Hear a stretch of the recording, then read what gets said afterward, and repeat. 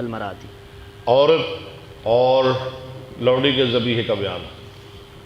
حدثنا صدقۃ قال اخبرنا عبدۃ عن عبید اللہ النافع عن ابن لکعب بن مالک عن نبیہ ان امرأۃ ذبحت شاۃ بحجر، ترجمہ کریں، خود کریں، شاباش۔ ایک عورت نے ذبح کیا پتھر کے ساتھ بکری کو، ٹھیک ہے، پتھر کے ساتھ۔ فسئل النبی صلی اللہ علیہ وسلم عن ذالک، سوال کیا گیا اس کے بارے میں نبی علیہ السلام سے، فامر باکلھا، تو آپ نے اس کے کھانے کا حکم دیا۔ وقال اللیث حدثنا النافع انہ سمع رجلا من الانصار یخبر عبد اللہ عن النبی صلی اللہ علیہ وسلم ان جاریۃ لکعب بہذا۔